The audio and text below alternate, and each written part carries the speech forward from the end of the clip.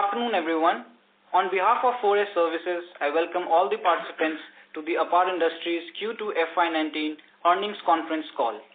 Today on the conference we have Mr. Kushal Desai, Chairman and Managing Director, Mr. Chaitanya Desai, Managing Director, and Mr. V.C. Divadkar, CFO, Apar Industries.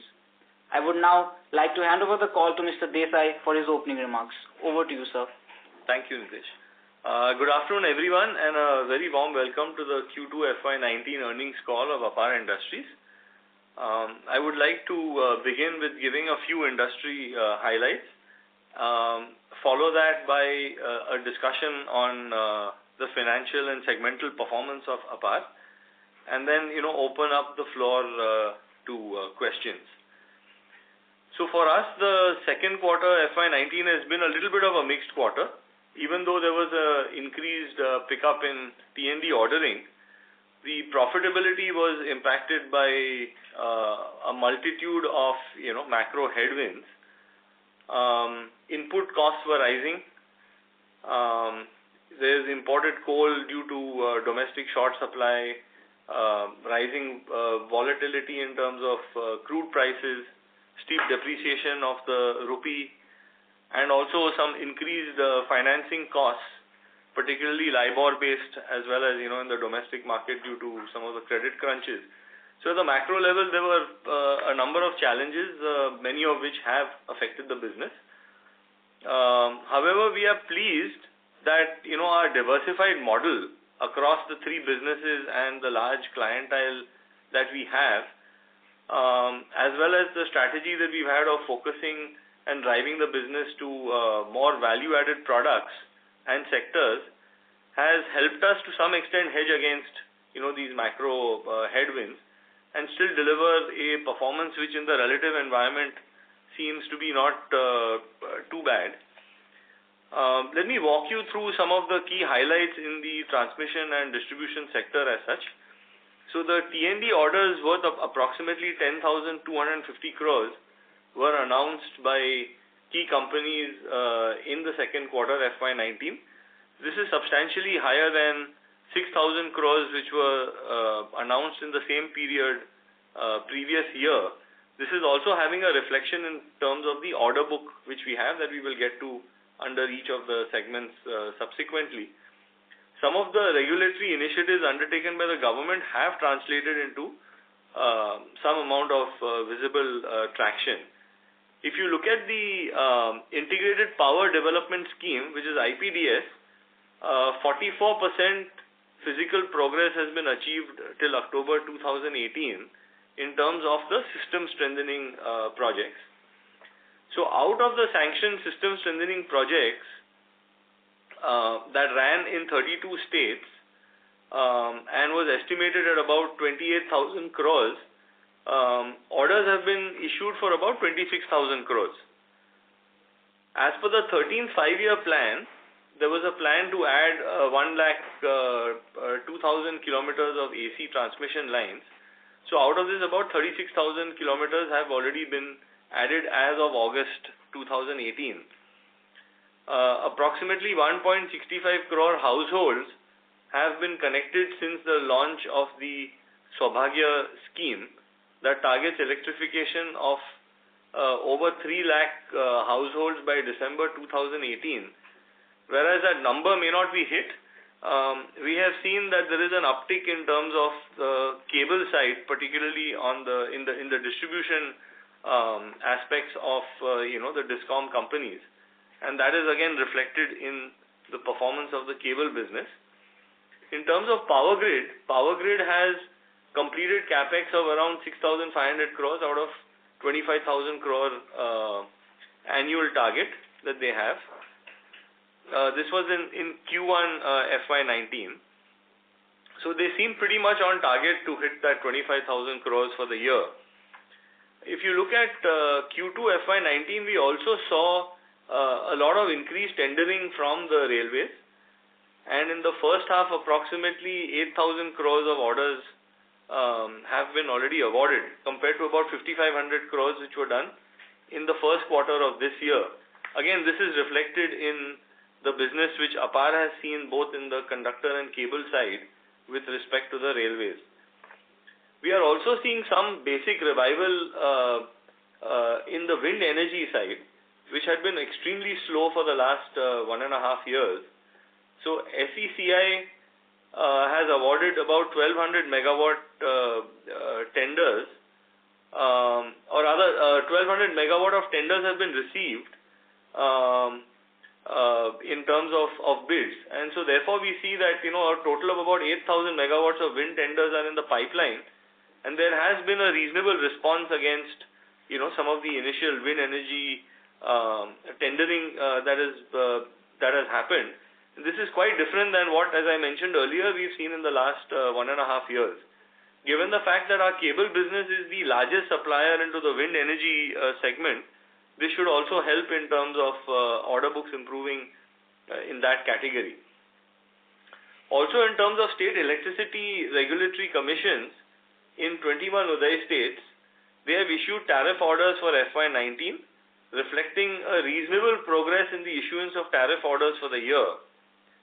However, the median hike was quite low at about 2%, and also in many states was lower than the stipulated amount signed in the Uday MOUs. So that is a little bit of a wary sign in the longer term. But if hydrocarbon prices fall, then maybe the impact could be lessened to that extent. In terms of more specific details on the financial performance of Apar as such, in Q2 FY19, our consolidated revenues came in at 1,886 crores. So that's up 51% year on year. This has come from both volume growth across all the three divisions as well as an increase due to commodity prices. The EBITDA year on year for the quarter increased 23% to 110 crores. The better EBITDA has come in from a sharp increase in the cables business and also in the conductors business. This has countered a decline in our oil business, which actually had multiple factors hurting the performance for that quarter. That included rising base oil prices coming from the increases that happened in crude, the rupee depreciation, as well as a lag effect as you pass on the price increases in the marketplace. We see Q3 and Q4 being a different picture in terms of the oil division's EBITDA, but overall the growth in the conductor and the cable side overshadowed this reduction on the specialty oil side. So the EBITDA margin came in at 5.8%, which is lower than 7.2% in the previous year, but that's primarily on account of the inflation of commodity prices. So on a per metric ton basis, in both the cable and the conductor business, we were much higher than in the previous year. The PAT increased 9% year on year to reach 29 crores. In terms of the performance for the first half, FY19, our consolidated revenue increased 33% year on year to reach 3,384 crores. EBITDA has increased 19% year on year to reach 222 crores, with EBITDA margin at 6.6%, which is slightly lower than the previous year, again due to the inflationary pressures. Profit after tax for the first half was 1.7%. Profit after tax for the first half was 58 crores. Coming to each business segment as such, our conductor business volume posted a strong revenue growth.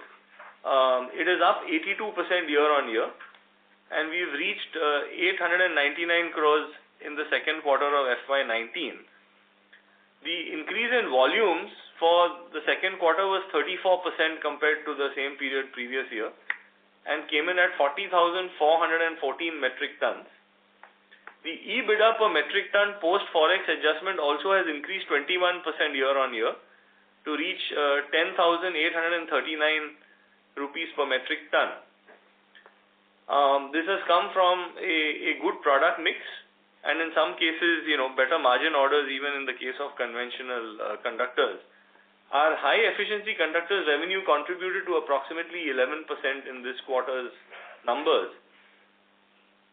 The new subsegments which we started, which is copper conductors for the railways and aluminum alloy rods for various hardware and specialty fixtures, have both done well, and so has the OPGW business, which has also gained traction in this particular quarter.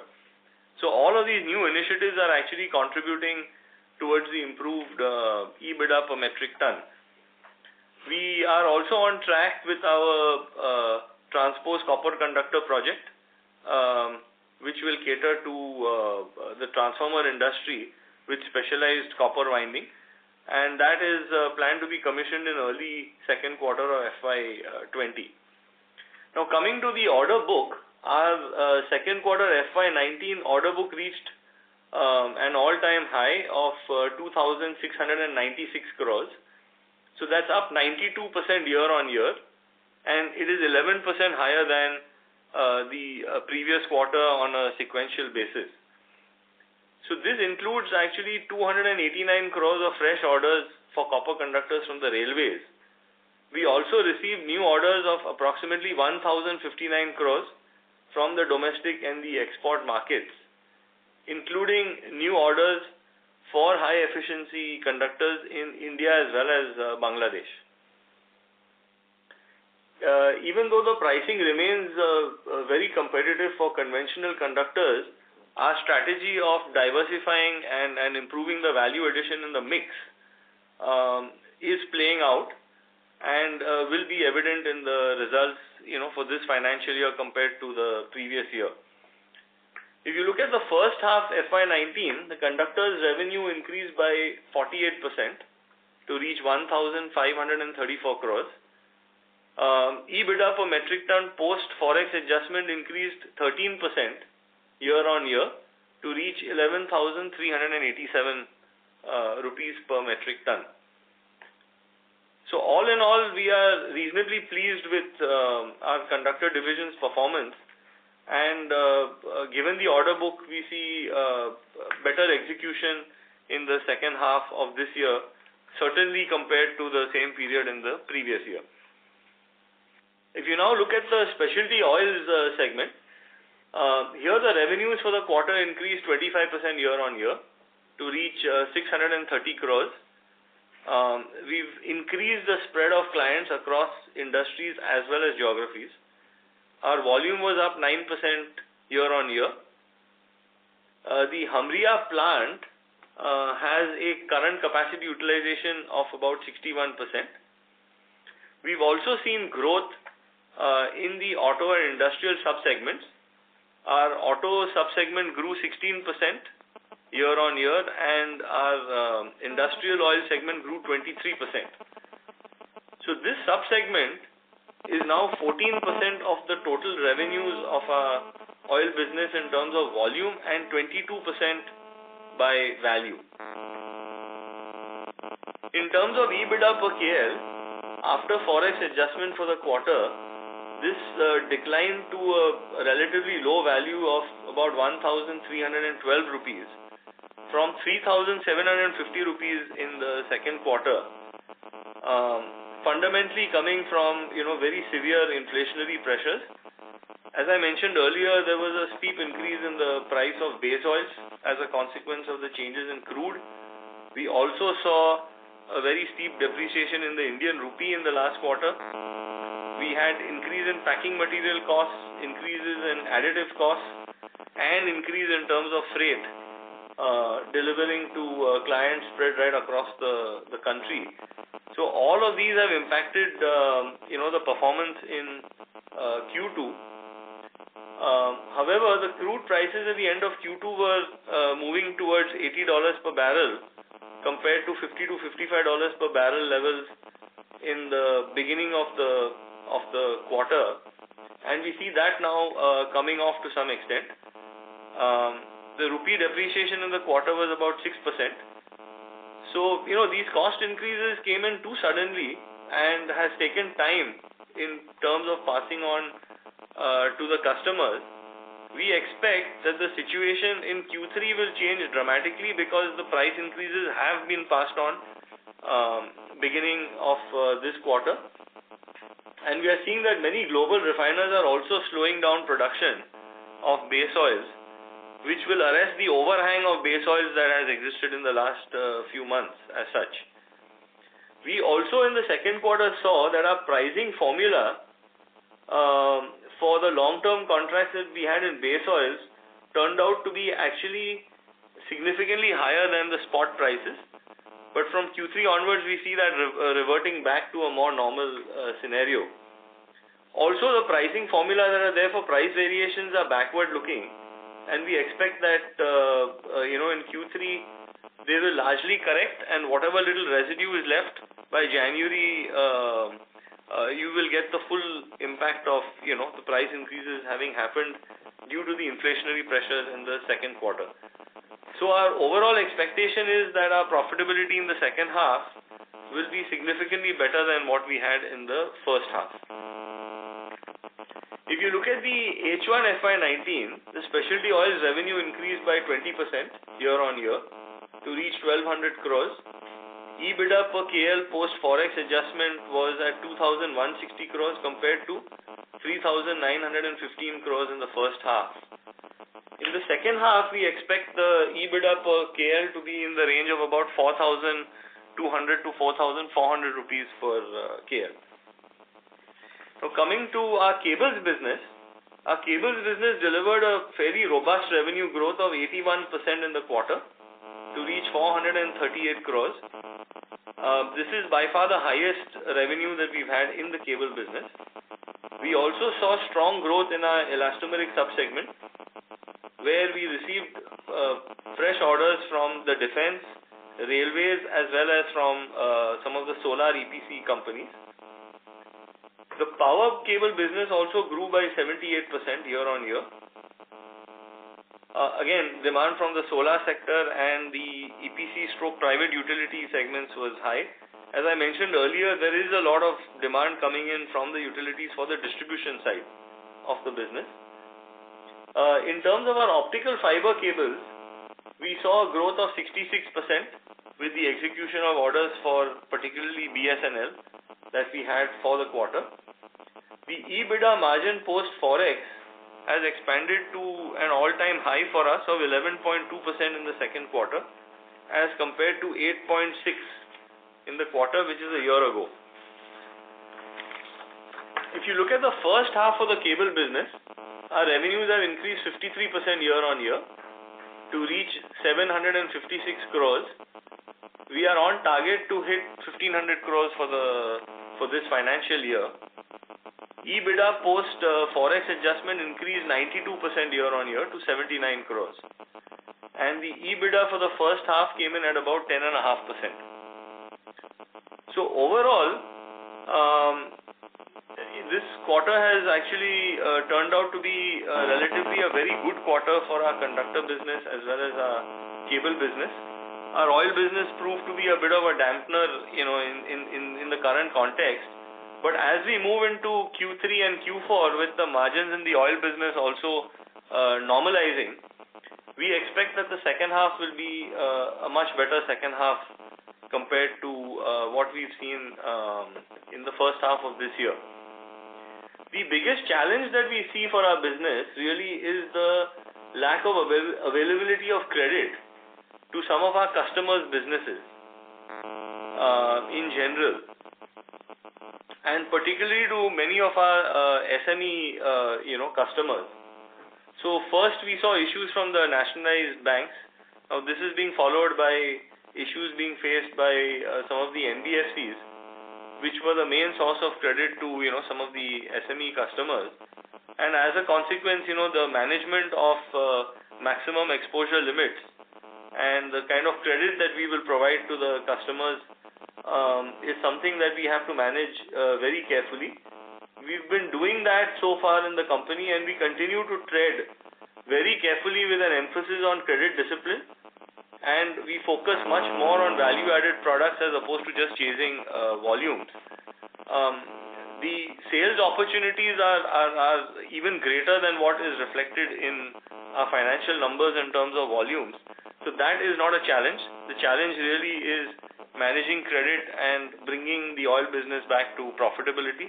which we expect should happen in the second half of this year. So with this, I would like to come to the end of my comments. I would like to thank all of you for joining our call and patiently hearing us out. And at this stage, we would be happy to take questions if there are any. Thank you. Thank you very much. Ladies and gentlemen, we will now begin the question-answer session. Anyone who wishes to ask a question may press star and 1 on their touchtone telephone. If you wish to remove yourself from the question queue, you may press star and 2. Participants are requested to use handset while asking a question. Ladies and gentlemen, we will wait for a moment while the question queue assembles.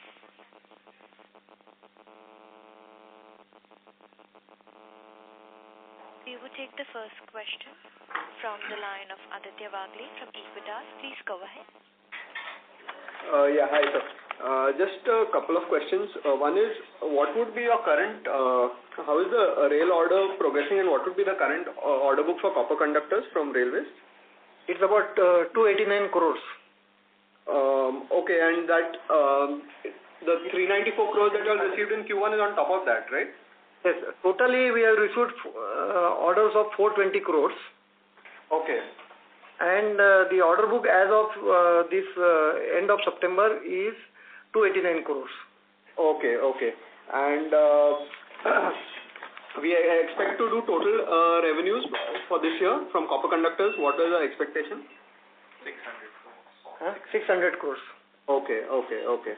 And secondly, so we are expecting another 800 odd crores in the next half for cables. Is that correct? In terms of revenues, we can continue on this run rate? Around 750 to 800, you can say. Correct. Okay, okay. And growth would come from elastomeric? No, the growth is actually completely broad-based in terms of the cable side. So we will see growth happening on the elastomeric cables. That is being driven, in the first half, we've seen growth coming fundamentally from railways and the defense, as well as from some of the solar projects. Okay. In the second half, we are seeing a slight slowdown on the solar side, as various EPC guys are grappling with, increased duties, etc. But the wind side is actually picking up with the orders that we have received from Suzlon, Gamesa, Inox, all these guys. So we see elastomeric as one growth area. The power cable side continues to remain fairly strong. There's a lot of spending that's happening on the distribution side. And we will see a similar sort of run rate happening even on the optical fiber side. So it's like pretty much across the three cable segments. Okay. And lastly, your financing costs, what is your expectation of a normal run rate on a quarterly basis going ahead? It will be close to about 150 to 155 crores for the whole year. Okay, okay. You have to remove the open period forex, which we consider in the EBITDA margin. Okay, fine. Okay, that's it. Thank you. Next question is from the line of Anil Upadhyay from Emkay Global. Please go ahead. Hello? Yes. Hello? Yeah, hi sir. So just want to ask the impact of rupee depreciation in the quarter.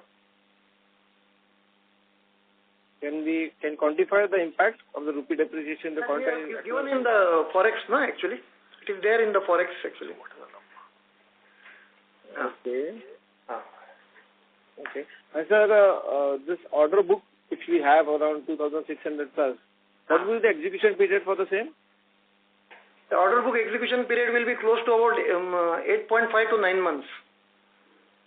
Okay. Fine, sir. Is there any guidance on the segment-wise margin? I mean, though we have done extremely well across the volume and the revenue terms, but the margin have been impacted, especially across the specialty one. So, management is saying the second half would be much better than the first half. But any guidance which you would like to highlight on? We have rough numbers are there actually. We have some guidance actually. So, in case of conductor, for the whole year I will talk about actually. Then you can about conductor we will be doing about 1,75,000 to 1,80,000 metric ton. And the conductor EBITDA for the full year is likely to be 11,500 per metric ton.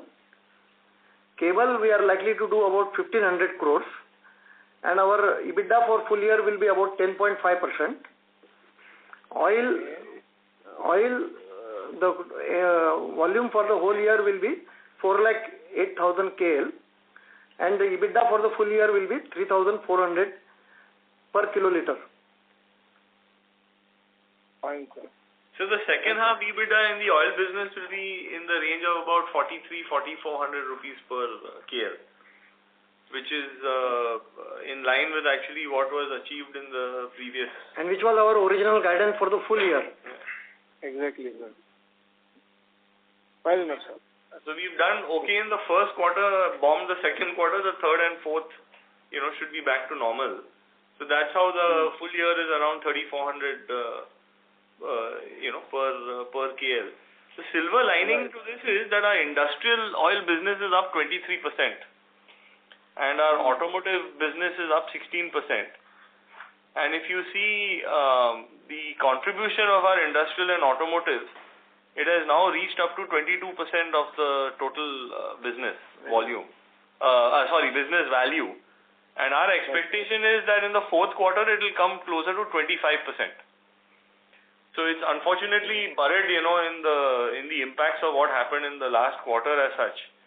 But that trend is, exactly in line with what we would like to finally bring the industrial automotive business to 30-35% of our revenues in the next, 3-4 years. Right, sir. Right, sir. And sir, about the GST amount which has been stuck with the government, any update on that? Stretching our working capital actually. As on date, the GST refunds which have been filed but not received is close to about 44 crores. And similar amount of 44 crore is lying in our GST credit accounts at various locations. That is part of the operation. But actually, in the beginning of the October, we have got about 56 crore. Otherwise, this number for the whole quarter, that number was close to about 90 crores. Okay. But just in the beginning, some refunds which were stuck up for a long time, actually, we got it actually, 56 crore. 56 crore, no, sir? Currently, the 44 crores which have been stuck. Correct. Currently 44 crore. At any point of time with the GST now, the way in which it has been configured, at any point of time some refunds will be there actually. But the refunds which used to be very high, actually that has been reduced right now actually. Very much, sir. Thanks for the opportunity. Does that answer your question, Mr. Upadhyay? Yeah. Thank you. Before we take the next question, I would like to remind all participants, if you wish to ask a question, you may press star then 1 on your touchtone telephone. A reminder to all the participants in the call, if you wish to ask a question, you may press star then 1. We would take the first question from the line of Lalaram Singh from Vibrant Securities. Please go ahead. Good afternoon, sir. My first question is hello? Am I audible? Yes. Please go ahead. My first question is on the conductor division. So we have seen a very good pickup in the EBITDA per ton. Can I know that what percentage of that would be attributable to change in the product mix, and as well as to our backward integration which we have done in the Odisha plant. So some color on that. So how has it contributed to the EBITDA? Conventional conductor EBITDA has not improved actually. Basically the improvement is because of the HEC conductor, then these copper conductors. Okay. So these are the main reasons for improvement. Of course the Odisha plant is useful because that has made us more competitive as compared to our competitors. Okay, but you say that in the conventional division still we are not the EBITDA per ton is the same, which means that all the benefits of that has been passed on to the customers to gain more business, right? Is it correct? Come again actually, I have not understood. What I'm saying is that in terms of the Odisha plant, I think you had guided that you will save around 1,000 per ton. Okay, because of that. So, am I correct in my assumption that all that has been passed on to the customer to become more competitive and to gain more business compared to our competitors? No, not necessary actually. So, in many of the orders, we've been able to keep that actually.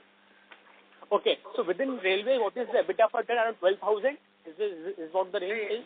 Railways is higher than that actually, but we don't give the breakup of EBITDA actually across sub-segments. Okay, no issues.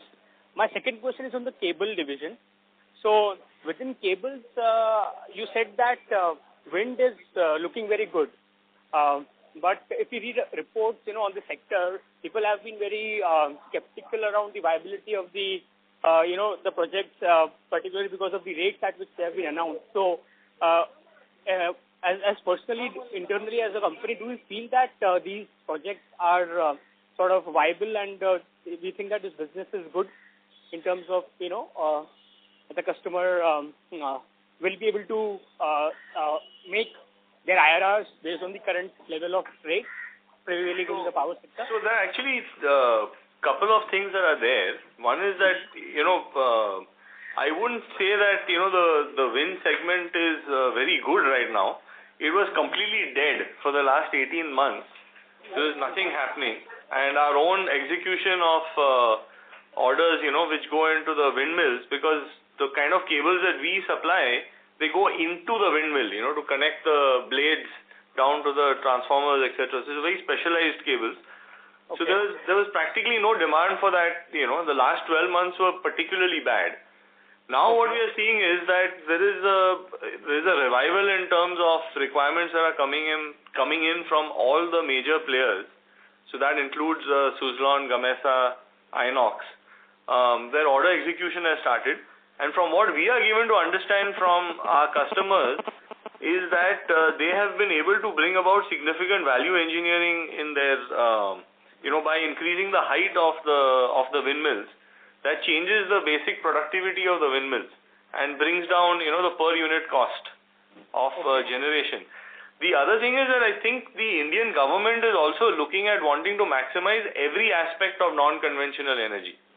Because they want to increase the total percentage of non-conventional energy that is generated in the country relative to hydrocarbon based. So as a consequence, it's no longer whether solar is more viable than wind. There will be solar and wind. And so a framework has been put up by which, wind energy will also be generated. And given the fact that the changes in engineering which have been done, resulting basically in the height of the windmills, the productivity of the windmills is higher, which has actually brought down the cost. There's not too much difference between the wind and solar from what we are given to understand.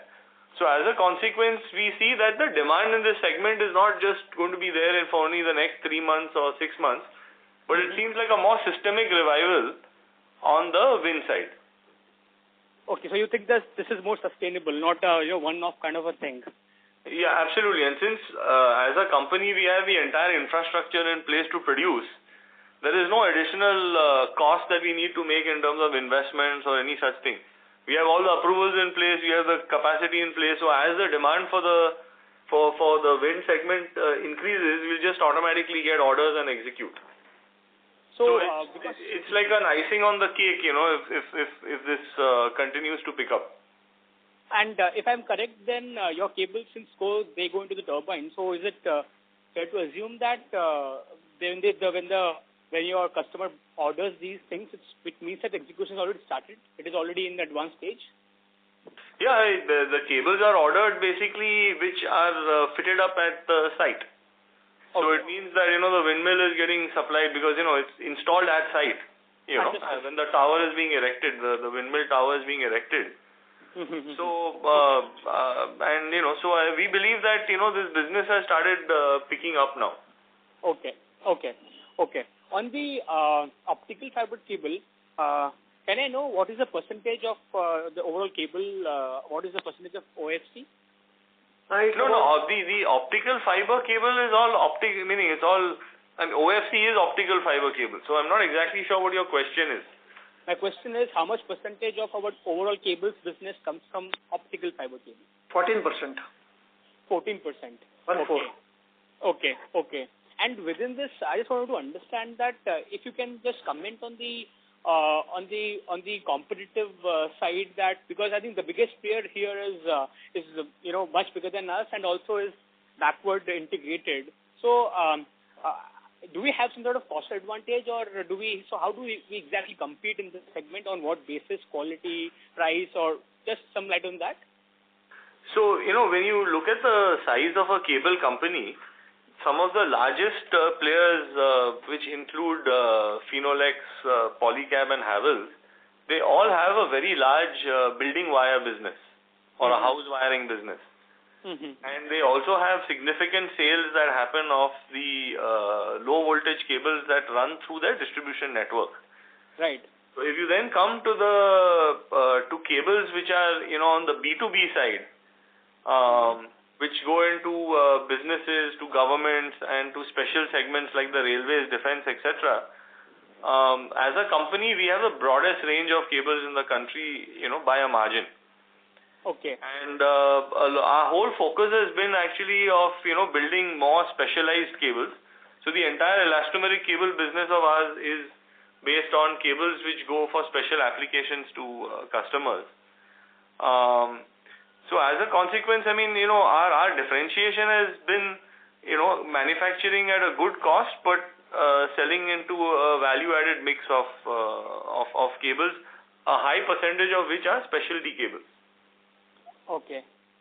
So we are the largest cable supplier to the solar segment. We are the largest cable supplier to the wind.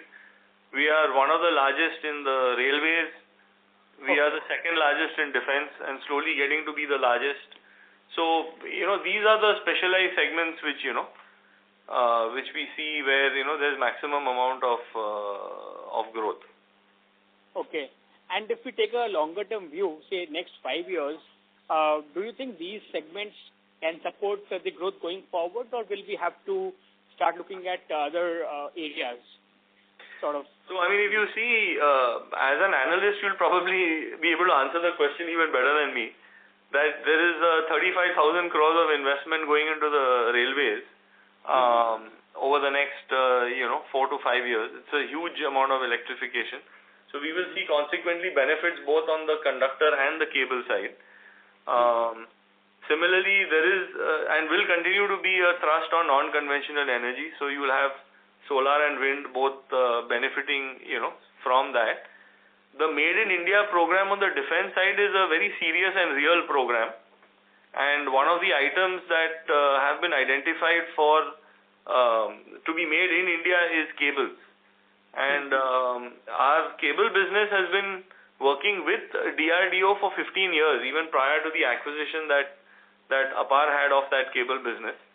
And we are today, if you take railways and defense put together, we are one of the larger suppliers into that segment. So we see growth happening both in railways as well as in defense. So these segments, the demand for the next 3-4 years seems to be pretty strong. Okay. And the government, whether it is the current government or the next government, there is a certain trajectory that has been set. And it is a very logical, spending that is happening. So we don't see it even being affected by, any of the political developments that may happen over the next few months. Okay. One last question. On the cable economics, is it more, less working capital intensive compared to your conductor and oil?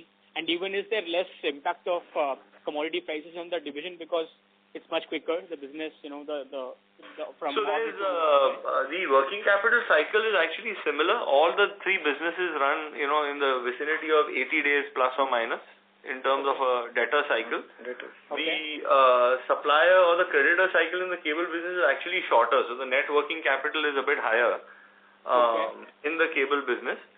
There is an impact of commodity price changes, but the ticket size in cables is smaller for a given order, and the execution cycle is much shorter and faster than on the conductor side. Okay. So as a result, the changes that happen, if you don't, our conductor side, we manage to hedge the business pretty well. So that's how we manage the impacts. But on the cable side, it's fundamentally the cycle itself is a lot shorter, both the order cycle as well as the execution cycle. Okay. Okay. So you didn't see a major effect in Q2 from, the macro changes that happened in the marketplace. Yeah, correct. So effectively, this business should be more stable in terms of its margins compared to your oil and conductor. So the margins on the business actually are very reflective of the order book that we have. So as long as you've got good orders from railways, defense, specialized cables, etc., that is what determines the margin more than anything else. Okay. Yeah? Okay. All right. Thank you. Thank you. Before we take the next question, a reminder to the participants, please limit your question to 2 per participant. You may come back in the question queue if you have a follow-up. Next question is from the line of Sachin Shah from NK Investment. Please go ahead. Yeah, good evening, Mr. Desai. Good evening. I just had one question on your oil business, and actually I just wanted to check on my limited understanding of the business economics. So from whatever little bit I understand, it's more like a rolling business where you buy inventory, keep it, and you sell it, and as and when that gets exhausted, you replenish it, right? So logically, you might have bought it expensive, the prices go down, you have to sell it cheap, again prices go down, you again increase the prices. So, quarter on quarter there will always be volatility in terms of your profitability, but over a period of 3, 4, 5 quarters, you should actually make it up, right? Because, like in a current scenario where the oil prices went up, your raw material prices went up, but you couldn't take the hike. Now you would have taken the hike, and suppose the raw material prices again go down like they are going down, then you will actually make up more than what you have lost in this quarter, right? Is that a correct understanding that on a 4, 5 quarter basis, cumulatively that number, your profitability should actually be steady? Well, that understanding is pretty much correct. So what happens in the oil business is that and this happens when there are major shocks that are there. Because, we bill to over 5,000 clients. When you look across, the automotive, industrial, transformer oil, white oils, rubber process oils, the whole set of products. And in some cases, you have quarterly pricing in place for the quarter. So the effects are relatively sharpest in the case of the rupee, much more so than just the inventory. Because when you're looking at inventory, you have at least 4 to 5 weeks worth of inventory on the ground, and you have another 4 weeks worth of inventory on the water coming into the inventory cycle. So there is some impact which happens on account of base oils in the short term, but you end up actually having a very immediate impact in terms of what is happening with respect to the rupee depreciation. Now, in the second quarter, what actually hurt us on the base oil front is that because there was a huge overhang from a couple of refineries in some of the grades, the spot prices were much lower than the contract prices. The contract prices are based more on fundamentals, Right. and run for, we've been running these contracts with most of the refinery suppliers now for close to 18 to 20 years. Right. So you had a very funny scenario in the last quarter where the spot prices were significantly more than $50 a ton cheaper than the contract prices. But that is like a temporary blip. As I mentioned in Q3, by the end of Q3 it will revert back, to the contract prices being better than the spot. Because the spot prices are so unviable, they are at the moment lower than the wholesale price of diesel, which doesn't make any sense for a refinery to run. And what we are hearing from many of these refineries that were selling on a spot basis is that their availabilities are going to get curtailed because they've cut production if they're not able to sell it at the right price point. So in our oil business, if you see over a period of time, it is something that corrects itself. Right. Also in this particular period, we did have an impact in our OEM business, which runs, on a quarterly, quarterly pricing with a price variation formula. And if you see, the biggest impact actually happened in the month of September. In the month of June. And now again there is a bit of an impact, which is there at the end of the quarter, which is in September. So by the time you recover the change in the rupee, it will become January. Because September contributes only 1/3 of the price variation equation, you know. It takes into account the average price of July, average price of August, average price of September. So there is sometimes a time lag as a consequence of this. Right. But it then corrects itself, you know, in the forward period. The other important thing is that fundamentally we end up buying base oils from similar sources as our competition. So it's not that, you know, they have access to barrels of oil which are, you know, dramatically different in terms of cost compared to what we have. In fact, generally, given our volume, we are probably one of the better buyers. So as a consequence, with time, it gets corrected. Right. So that was precisely my question, that maybe you may not be able to recover your loss in the first 2 quarters. I mean, a loss in profit in the first 2 quarters, in the next 2 quarters, but over the next 4 quarters, you should be able to make up what you have, your opportunity loss in the first 2-3 quarters, right? Is that a correct understanding? It could happen, but the worst case is that you will normalize in the next 4 quarters. You know. Okay, that's a conservative thing to look at it. But realistically, on a rolling basis, actually, it should just come back, right? The whole thing, because that's how the model typically works. It could come back. You know. Fair enough. And I had one more question on the on the cables and the copper both put together. These are more like project businesses, right? And you have a decent or healthy order book, but as you have mentioned earlier, that the order books nowadays are more like a 12-month, 18-month, 15-month kind of a time when they actually get executed, right? More or less. So, do you get any sense of how do you see this over a period of next 24, 36 months? Do you see this momentum in terms of, I know that you don't have great volume, you're more looking like a value addition kind of projects or products. Do you see that trend continuing and you having this kind of momentum in terms of growth of whatever 5, 10, 15% for the next 3 years or so? So, first, I think there is a little correction in terms of the execution time frame. For example, this 2,600 odd crores order book that we have on the conductor side, that order book should be executed in a 9-month cycle. So one of the key things that is happening is that the execution cycles are actually getting shorter as opposed to longer.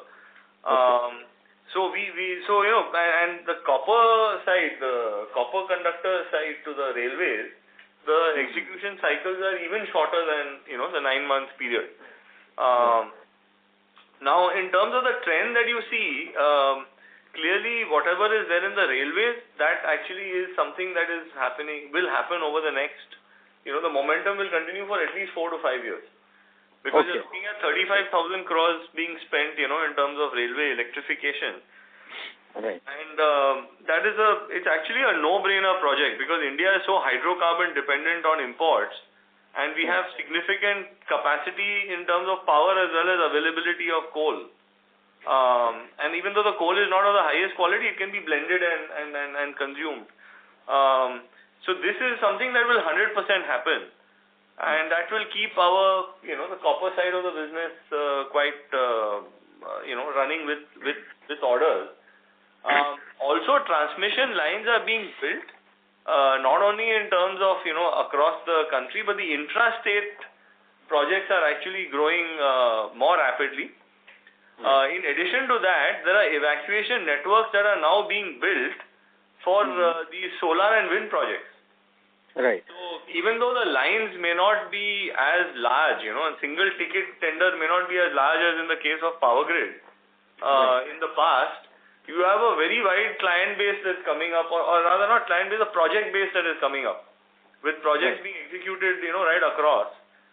Right. So as long as this is going to continue, which we expect for the next few years, we see conductor demand still being in place. Now, as far as high efficiency conductors is concerned, that phenomena is actually becoming more and more urgent for the local state transmission companies because they are running out of the amount of power that can go on an existing pipe. So even though we've done about 11% in this year, in this quarter, our sense is 2020 we would be at 20%. Okay. And there is a lot of tenders in the pipeline. It's just that, they've been taking longer to decide on some of these cases.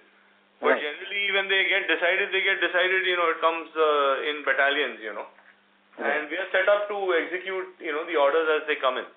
So we see that second half on the conductor side, if you see, we are going to run flat out in Q2.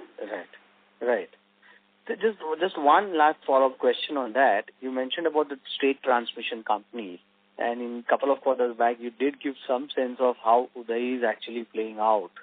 What is your feel at this point in time? Is Uday helping the cash flows of the state transmission companies, and will it help you eventually? Because with state transmission companies, that has been always one of the big challenges, that the need is there, but the money was not there, or the cash was not there. So with Uday, is there any change? So the transmission companies have always been in a good position. The Uday was going to actually have a much bigger impact on the distribution side. So the distribution companies have definitely been spending much more than they have in the past, and that is why our cable business in particular, and if you go across the spectrum, generally good cable businesses have actually shown revenue growth, profitability growth, etc. There's a lot of spending happening on the distribution side as such. And our expectation is that it will continue for a few more years. Okay. Great. So, the distribution side had actually taken a long time to take off. This takeoff was expected to happen, 4-5 years ago. Right. But it's only with the Uday coming in and, some of this restructuring that the DISCOMs have had access to larger amounts of money, larger amount of capex is taking place. Okay. That's very nice to hear. Thank you so much, and wishing you and everybody in the family a very happy Diwali. Best wishes. So much same thing. Thank you. Thank you. We will take the next question from the line of Ankit from Karbi Stock. Please go ahead. Good afternoon, sir. Yeah, good afternoon. Sir, on the copper conductors for railway side, what could be the margins we make? We earlier said that actually we are not giving sub-segment margins actually. We are giving margin for the conductor as a whole, but it is in between actually, in between conventional conductor and high efficiency conductor. Okay, it is in between. In between. Okay, and what would be the order book in terms of metric ton for conductors? The total conductors, it's close to about 1,30,000 metric ton. 1,30,000 metric tons. Okay, and when we say like EBITDA per kilometer for oils will be 4,000, 4,300, we might have taken some price hike. So what could be, would you like to quantify what would be the price hike you have taken?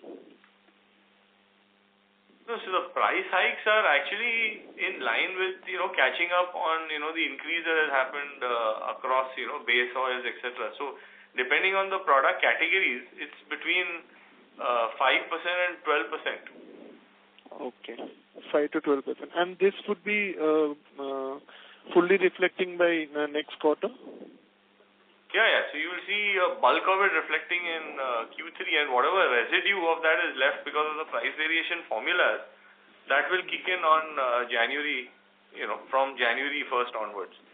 Because as I mentioned, the pricing is an average, so there was a big increase that happened in September. So in Q3, in those formula, you will only have 1/3 of the impact. The balance will come in on January 1. Sure. Okay. We'll get back to introducing. Yeah. Thank you. Thank you. We will take the next question from the line of Govind Sahu from Indian Nivesh. Please go ahead. Hello. Yes? Can we have a breakup of finance cost in terms of interest and forex loss and other things? Yes, we'll just give you.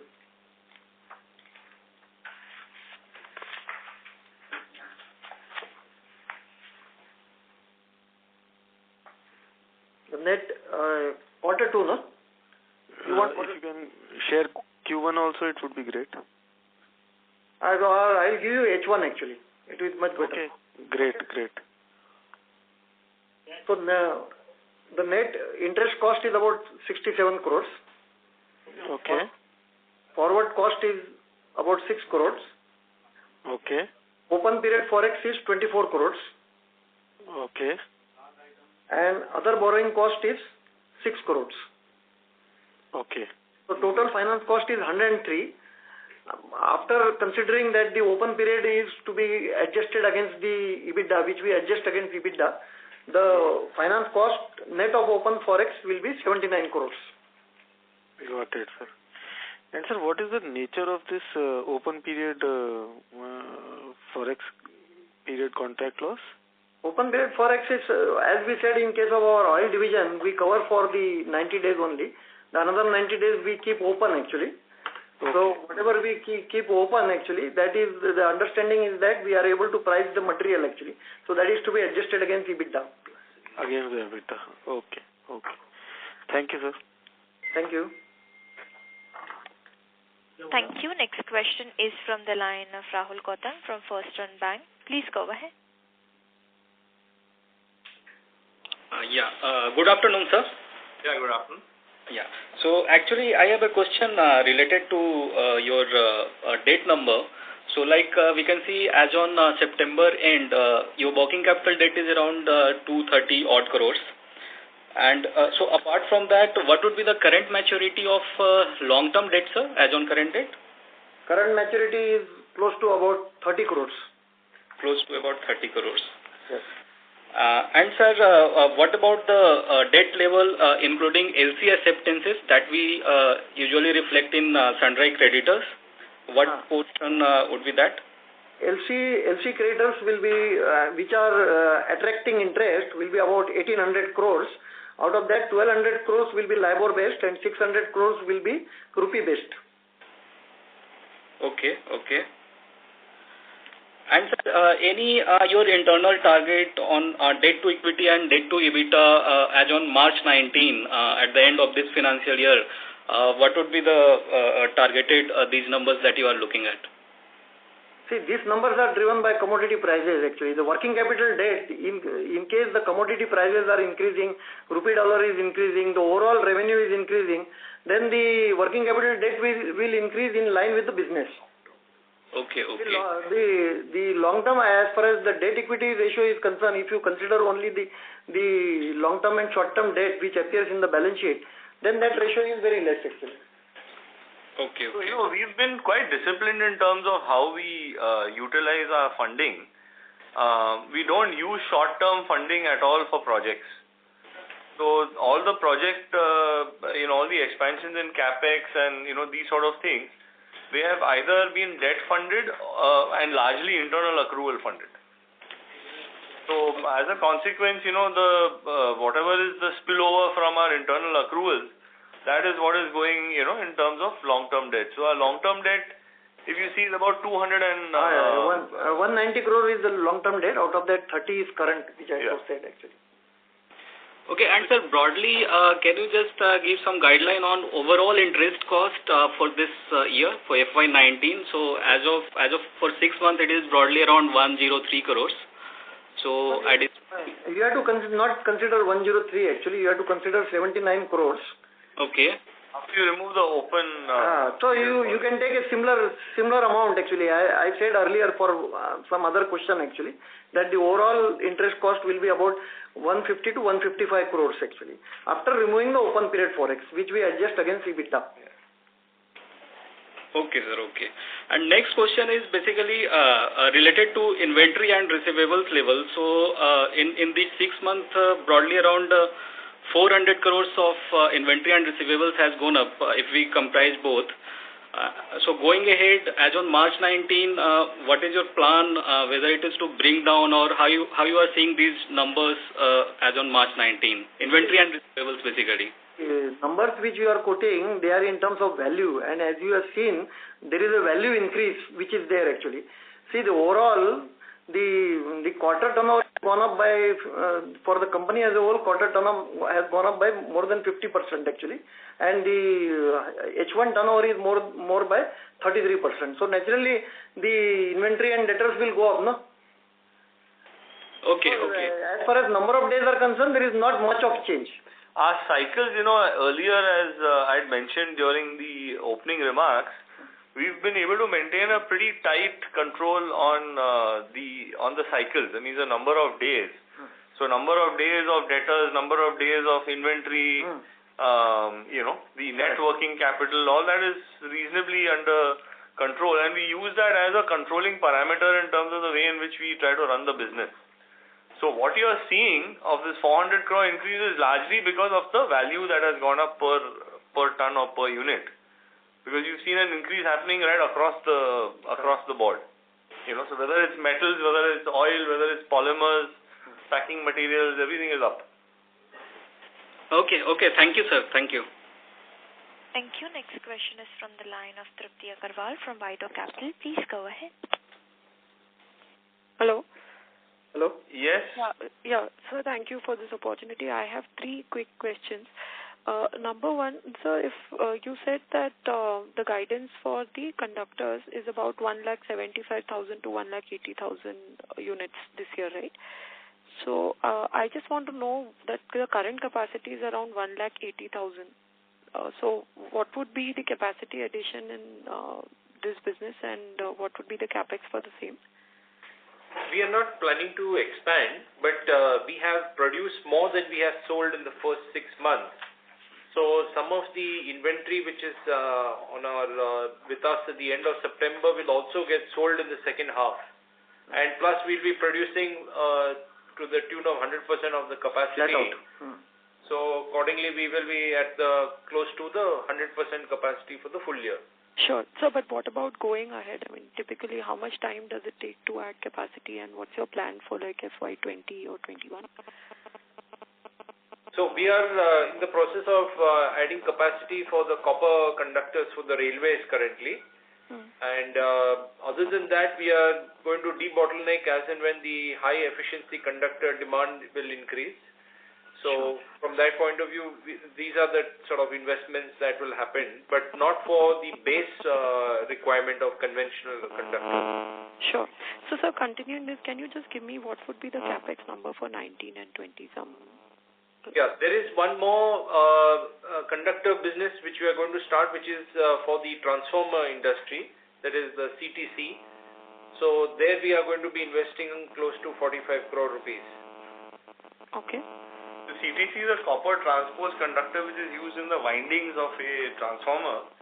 And as we mentioned in some of our earlier earnings calls, it's a very specialized product that goes into the core of the transformer. There are 2 manufacturers left in the country. 2 main manufacturers left in the country. So this is a relatively higher technology and value-added product. Also in terms of what I mentioned earlier in the opening remarks, that our focus on the conductor business is not to just increase capacity beyond a point. We will do some debottlenecking, etc., but the focus is to actually concentrate much more in terms of the value-added products. We want to bring the sale value of those products between 40 and 50% of the total revenues that we have. Sure. So, sir, what would be that capex number for the year, like 19 and 20? Like 45 crores you said is for the CTC, but is there any other maintenance capex or some capex that you would... For FY19, our capex budget is about 113 crores. For the company For the company as a whole. And FY20, sir? FY20 will be about 60-65 crores. 60-65, that's great. So, sir, second question is, I just wanted to know that the LC creditors that we have, which you said is about 1,800 crores as at September. Correct. So, in terms of number of days, typically how many days is this LC? I mean, what is the normal creditor days and the LC? Normally we get credit up to, in different businesses, different terms are there actually. But say in case of oil business, it is say 35 to 45 days actually clean credit is there. After that, then the LC, the creditors with interest start actually. Sure. So 35 to 40 in oil, and what about the other businesses? The conductor business will be about 30 days actually. Okay. And cable also will be around 30 days. Sure. got it. So on an average, about 30-35 days is what we can take as well. Sure. And so that is the interest-free credit, and then whatever you want interest-bearing depending on. This is as far as metals are concerned. As far as packing material is concerned, we get about 60 days credit. Some places we are getting 90 days credit. In case of logistics like transport, we are getting 60-65 days credit, something like that. Sure, got it. And one last question. You said that like companies like Havells and others are into also house wires. Can you please tell me what would be the most relevant competitor for us in the cables division? What are the companies, both listed or unlisted, which are comparable to us in the cables business? So I guess the company that's closest to us is Universal Cables. Sure. Because they, like us, are primarily a B2B, company. That's, I think, the only listed company. And then, of course, there's KEI Industries. Yeah. So, KEI does have about 500 to 600 crores of building wires. But otherwise, a large portion of its turnover is also a B2B business. So, these are probably two which, have more B2B business so more comparable to us than if you take a Polycab. I think they're like almost 50-50 or 60-40, 60%, but they are privately owned. And Havells also would be having about maybe 2/3 of its business coming from their distribution business. That's the building wires and the LV cables that go into distribution. Sure. Inolex is like, I guess, 90%, on the building wires and LV side of the business. Sure. So, and in your, I think, remarks, you said that the receivable days are about 80 days, right, on an average. Is that what you said? Yes. A company as a whole, 80-85 days. Yeah, a company as a whole. So, in spite of having so much of B2B and, interface with government and railways, the receivable days are 80 days. We don't have, in case of our oil business, we don't have much interaction with the government actually. Right. And in conductors also, many of the private players actually, EPC contractors are there, and the people who are building the projects on good basis. So sure. These type of, as I mentioned, both in the opening remarks as well as in answering one of the previous questions, that in a business like ours, fiscal discipline is, one of the controlling factors that one needs to have. It's very easy to build volume, and it's also, as a consequence, you build up sales, but then, collection comes in and all these other issues come in, the whole cycle goes out of whack.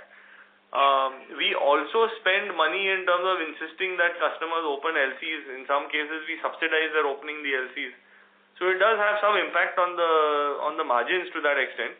Sure. But fiscal discipline remains, and that is the, and most important thing. If you want to remain in this business year in and year out, and face all the up and down cycles, this is something that one has to maintain, Sure. We maintain that, and as I mentioned earlier, it will be a controlling factor. So, we will not allow sales to, to customers where, there is no surety of collections and things. We'd rather not do the business. Sure. Sure. That's great, sir. Thank you so much. Your next question is from the line of Nimisha from MK Investment. Please go ahead. Yeah, thanks for the opportunity. I just wanted one clarification. So the LC credit of around 1,800 crores, it's shown under trade payables on the balance sheet, is it? Correct. Okay, yeah, that's it. Thank you. Thank you. Yeah. Thank you. Well, ladies and gentlemen, that seems to be the last question for today. I would now like to hand the conference over to the management for their closing comments. Yeah, thank you very much for being on our earnings call, and I'd like to take this opportunity to wish everybody a happy Diwali and a season's greetings and a prosperous New Year. Thank you very much. Thank you.